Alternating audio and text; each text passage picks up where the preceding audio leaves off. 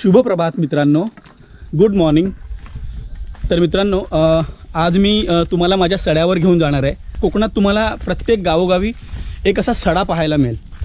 तर सडा म्हणजे काय की म्हणजे संपूर्ण सपाट जागा असते, ज्या जागेचा विस्तार कातळाने झालेला असतो। तर मित्रांनो, कातळाने पूर्ण विस्तार झालेला जो असतो त्याला सडा म्हणतात।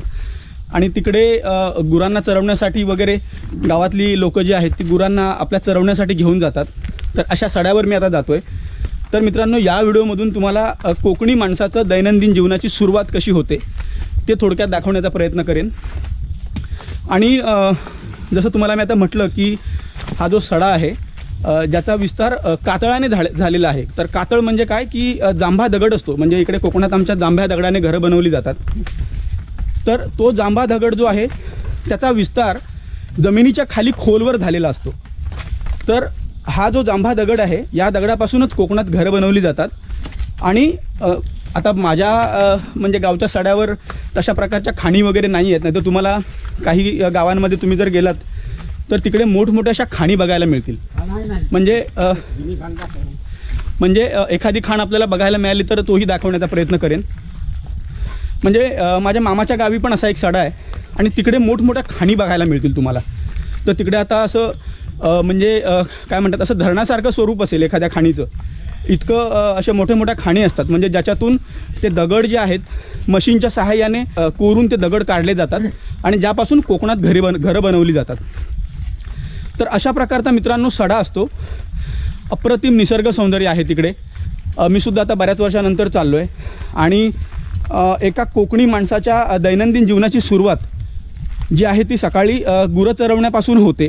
तर तुम्ही आता पाहू शकता माझ्यासोबत हे आजोबा आहेत, मी ज्यांच्यासोबत आता सड्यावर जातो आहे।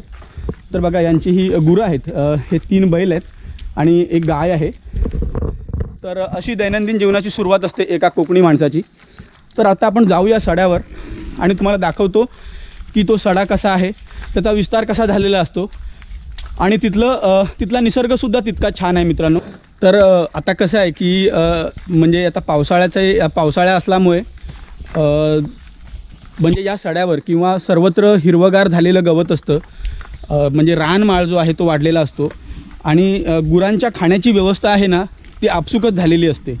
नाहीतर एरवीच्या सीझनमध्ये तुम्ही जर बघाल तर गुरांना चरवण्यासाठी कुठे घेऊन जाता येत नाही आणि मग त्यांना एका वाड्यात किंवा एका गोठ्यातच ठेवावं लागतं आणि मग तिकडे त्यांच्या खाण्यापिण्याची व्यवस्था केली जाते।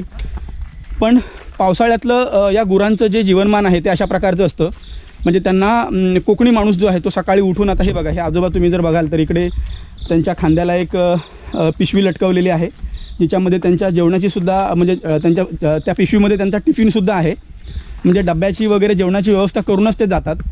आणि या गुरांना आता ते चरवणार, म्हणजे साधारण दुपारपर्यंत चरवणार ते।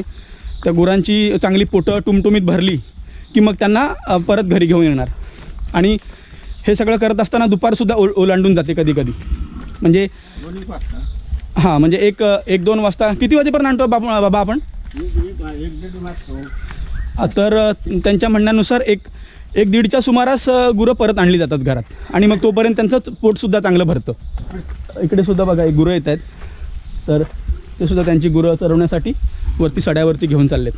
ही जी पायवाट आहे ही कशी खडतर झालेली आहे बघा, म्हणजे आता याच्यामधनं माणसांना चालणंसुद्धा फार कठीण वाटतंय मला, पण त्यातूनसुद्धा ती गुरं चालतात बघा कशा प्रकारे, म्हणजे त्यांना ती सवय झालेली आहे, रोज येऊन येऊन त्यांना ती सवय झालेली आहे। बघा कसे ते या खडतर पायवाटेने बरोबर चालत जात आहेत।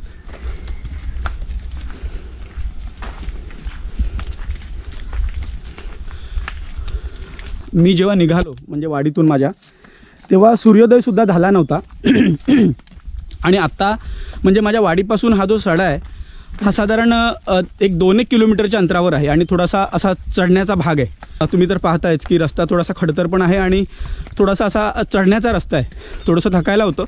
आत्ता जस्ट सूर्योदय होतो आहे आणि अप्रतिम निसर्ग पाहायला मिळतो आहे, म्हणजे इतकं प्रसन्न वातावरण आहे इथे की खूपच छान, एकदम शांत जागा आहे आणि त्यातून हा उगवणारा सूर्य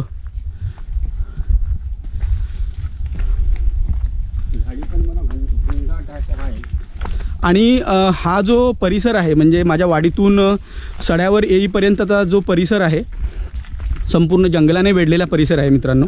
आता मी जस्ट सड्यावर एंटर केलं आहे. हे बघा, म्हणजे हे बघा आता थोडासा हे दिसतं आहे म्हणजे गवत वगैरे वाढलेलं आहे इकडे तुम्ही पाहू शकता. आणि इथे बघा एक छोटंसं तळं आहे म्हणजे तळंच म्हणू शकतो.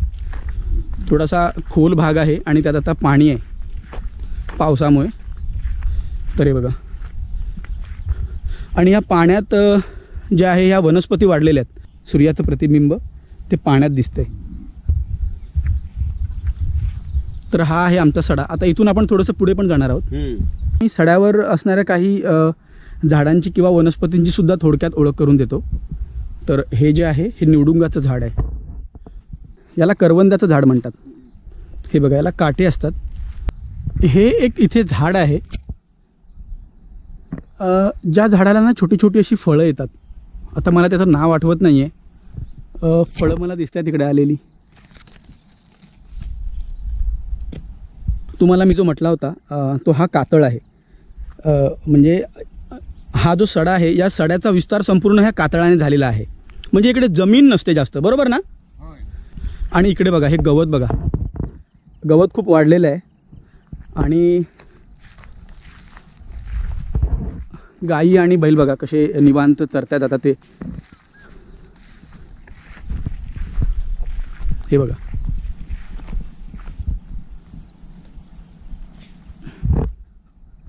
आता या बैलाने बहुतेक मला ओळखला नाही आहे त्यामुळे थोडासा कन्फ्यूज झाला आहे तो. मलाही मारू शकतो किंवा इथून पळूही शकतो तो.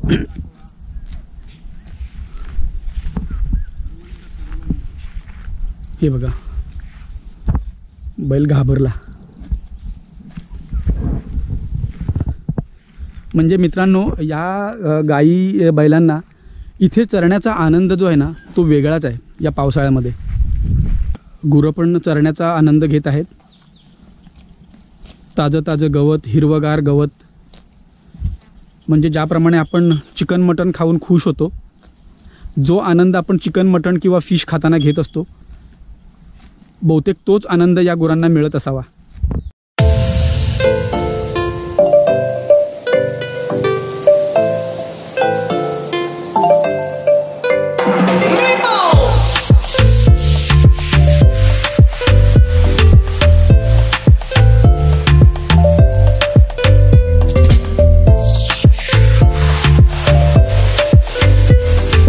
तर बघा मित्रांनो, आमच्या गावातून दुसऱ्या गावात जाण्यासाठी म्हणजे त्या साईडला एक गाव आहे उजगाव म्हणून, त्या गावी जाण्यासाठी आपण या सड्याने असे चालत चालत जाऊ शकतो.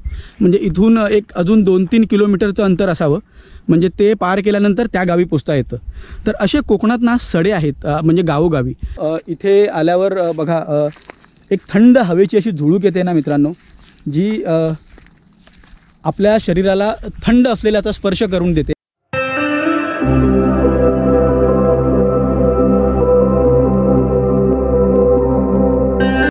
तर इकडे बघा गुराखी आलेले आहेत.